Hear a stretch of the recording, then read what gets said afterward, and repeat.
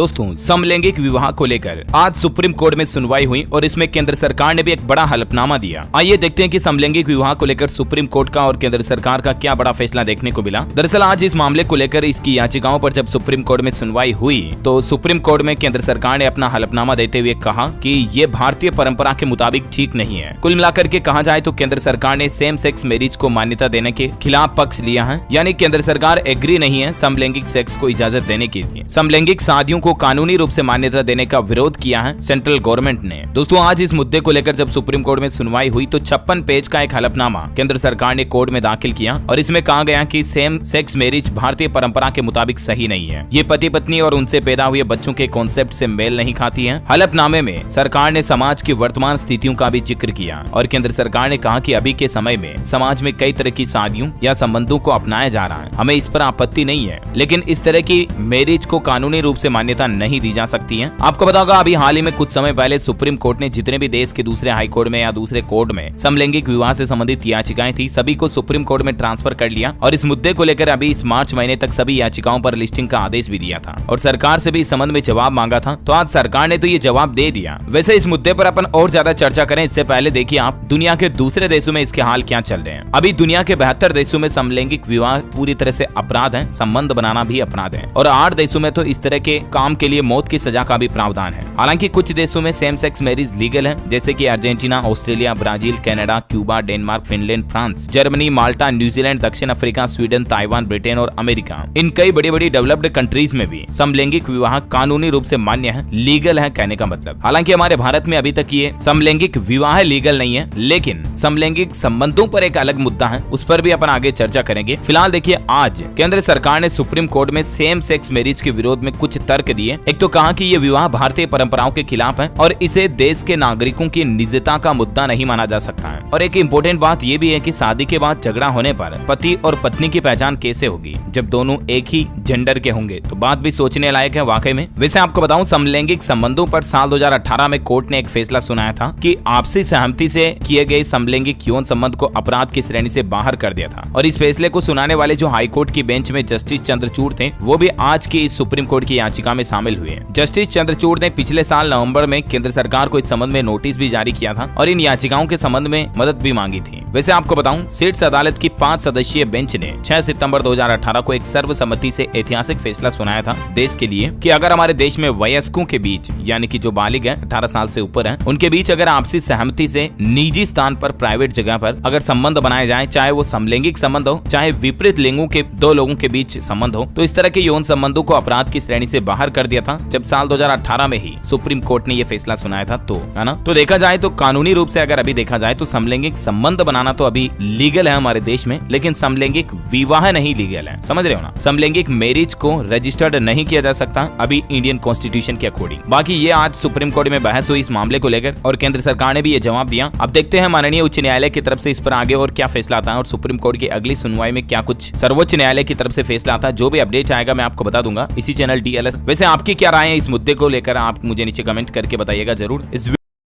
जय माता दी दोस्तों, चैत्र नवरात्रा शुरू होने वाले हैं और इस बार के चैत्र नवरात्रा बेहद शुभ रहेंगे। कुछ राशियां ऐसी हैं जिन राशियों की जिंदगी में चैत्र नवरात्रि के 9 दिन से ही सुख, समृद्धि और मान सम्मान प्रतिष्ठा में बढ़ोतरी होगी। आइए देखते हैं कि आखिर कब से शुरू हो रहे हैं चैत्र नवरात्रा, इनकी तिथि क्या है, घट स्थापना का शुभ मुहूर्त क्या है, ये तो मैं आपको बताऊंगा ही। साथ ही चैत्र नवरात्रा पर 4 तिथियों पर विशेष 8 संयोग बनने जा रहे हैं जिसके चलते कुछ राशियों की लॉटरी लगने वाली है। ग्रहों के पंच राजयोग इन राशियों की लॉटरी लगाएंगे, आपके घर में मानो पैसों का अंबार सा लग जाएगा। आइए माँ के 9 अलग अलग रूपों के इस महापर्व नवरात्रि के बारे में कुछ खास जानकारियां देखते हैं। हिंदू पंचांग में हर साल 4 बार नवरात्रि का त्योहार मनाया जाता है जिसमें 2 मुख्य तिथि होती है, एक चैत्र नवरात्रि और एक शारदीय नवरात्रि। और दोस्तों इस बार जो चैत्र नवरात्रि है ना वो 22 मार्च से इसी महीने 22 तारीख से आरंभ हो रही और इसका समापन 30 मार्च को होगा। हिंदू धर्म में नवरात्रि का त्योहार बेहद खास तरीके से मनाया जाता है। इन पूरे 9 9 दिनों में माँ दुर्गा के 9 अलग अलग रूपों की भव्य तरीके से पूजा की जाती है और ये पूरे 9 दिन माँ देवी को समर्पित होते हैं। नवरात्रि के पहले दिन नवरात्रि स्थापना जो होती है उस दिन घट स्थापना की जाती है। शास्त्रों के मुताबिक नवरात्रि का पहला दिन बहुत महत्व रखता है और इस दिन घट स्थापना यानी कि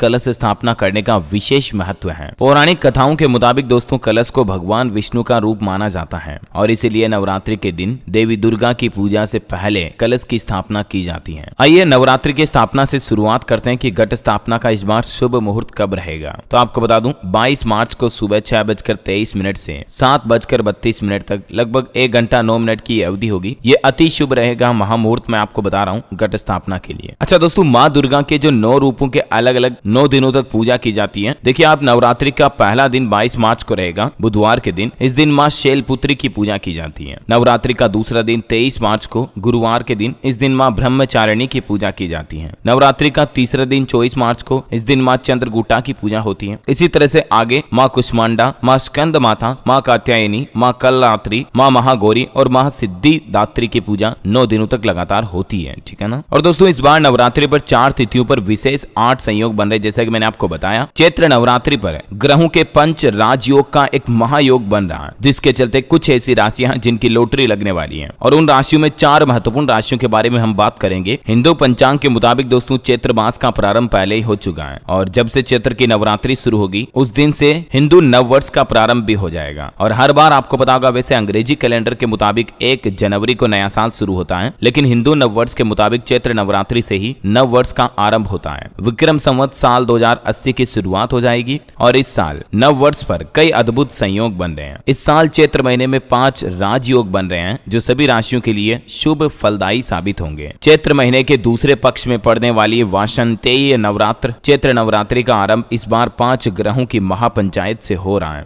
और इस विशेष संयोग में मीन राशि में रहेंगे ग्रहों के राजा सूर्यदेव, चंद्रमा, गुरु ग्रह, बुध और नेपचून एक साथ विराजमान रहेंगे। ज्योतिषीय दृष्टि से ग्रहों का यह संयोग भी बहुत उत्तम माना जा रहा है जिनकी सीधी दृष्टि कन्या राशि पर रहेगी। तो आइए देखते हैं कि इन पंच ग्रहों के संयोग से किन किन राशियों को विशेष फल प्राप्त होगा। हमारी राशियों के प्रभाव में नंबर 1 पर आती दोस्तों मिथुन राशि। मिथुन राशि में वे नाम के जातक आते जिनके नाम का पहला अक्षर हिंदी के क, छ, ग से शुरू होता है जैसे कमलेश, चित्रमल, छगनलाल, घनश्याम वगैरह वगैरह। तो मिथुन राशि में बनने वाले ग्रहों के योग से मिथुन राशि के जातकों को इस बार चैत्र नवरात्रि से अति लाभ मिलना शुरू हो जाएगा। आपको अपने करियर के मामलों में कुछ नए अवसर मिल सकते हैं और आप व्यापार या बिजनेस में भी माँ दुर्गा की विशेष कृपा को महसूस करेंगे देखेंगे। इस दौरान आपके घर परिवार में खुशनुमा माहौल रहेगा। आपस में आपके संबंध मधुर बनेंगे। किसी प्रियजन की तरफ से आपको कोई शुभ समाचार मिल सकता है। बस आप थोड़ी आस्था बनाए रखें माँ दुर्गा में और नवरात्रि पर माँ दुर्गा को जरूर पूजा अर्चना करें। आपकी जिंदगी में बड़े चमत्कारिक बदलाव देखने को मिलेंगे दोस्तों। नंबर 2 पर आती है कर्क राशि। कर्क राशि वालों को ग्रहों की महापंचायत के शुभ प्रभाव देखने को मिलेंगे। सबसे पहले मैं आपको बता देता हूँ कर्क राशि में वे नाम के जातक आते हैं जिनके नाम का हिंदी अक्षर ड या है हाई से शुरू होता है, अंग्रेजी में डी या एच से, जैसे धनराज, हीरालाल, हेमलता, हेमंत वगैरह वगैरह। कर्क राशि के जातकों को नवरात्रि के बाद आपके नौकरी में प्रमोशन की खबर मिल सकती है। साथ ही आपकी आय में बढ़ोतरी की भी संभावना बन रही है। भाई बहनों का पूरा सहयोग मिलेगा। दंपति अगर साथ मिलकर माँ दुर्गा की पूजा करें और भोग लगाएं तो आर्थिक स्थिति भी अच्छी होगी और भाग्य भी पूरा आपका साथ देगा। नंबर 3 पर आता है दोस्तों कन्या राशि। कन्या राशि वालों को भी नवरात्रि के ग्रहों के महाप्रभाव का बहुत ही अत्यंत प्रभावशाली लाभ देखने को मिलेगा। सबसे पहले मैं आपको बता दूं कन्या राशि में वे नाम के जातक आते हैं जिनके नाम का पहला अक्षर प या ठ से शुरू होता है, जब इसे मोस्टली प से, जैसे पंकज, पन्नालाल वगैरह वगैरह। तो कन्या राशि के जातकों को इस नवरात्रि पर आप कोई प्रॉपर्टी या घर की खरीद कर सकते हैं। करियर और जॉब कारोबार में आपको बड़ी तरक्की हासिल होगी। आपके बिजनेस में जिस कार्य को करने की आप काफी समय से कोशिश कर रहे थे ना, वह अब पूरा हो सकता है और इस दौरान महिलाएं सोना वगैरह भी खरीद सकती हैं। अच्छा, अगली राशि आती दोस्तों मीन राशि। मीन राशि में वे नाम के जातक शामिल होते जिनके नाम का पहला अक्षर द, च या थ से शुरू होता है, जैसे दीनदयाल, देवेंद्र, चंपा, चमन वगैरह वगैरह। तो मीन राशि वाले जातकों को भी माँ दुर्गा की विशेष कृपा होने वाली है इस नवरात्रि पर और आपकी खुशियों में 4 चांद लग जाएंगे। इस वक्त धन का निवेश करने के लिए उचित समय है। आपको भविष्य में लाभ मिलने की पूरी संभावना है, इसलिए आप अपने पैसों का कहीं निवेश करना चाहते तो कर सकते हैं। करियर के संबंध में इस वक्त कोई बड़ा फैसला आप ले सकते हैं और ये फैसला आपके लिए मील का पत्थर साबित हो सकता है, यानी कि बहुत ही अच्छा लाभ मिलेगा आपको अगर आप नवरात्रि के दौरान अपने करियर का कोई बड़ा फैसला लेते हैं तो। उम्मीद है दोस्तों नवरात्रि से जुड़ी ये महत्वपूर्ण जानकारी जानकारियां आपको जरूर जानने मिली होगी। मेरी यही प्रार्थना है कि माँ दुर्गा की, माँ जोगनिया जगदम्बे की कृपा आपकी जिंदगी पर बनी रहे। अगर आप भी यही चाहते हैं तो इसी बात पर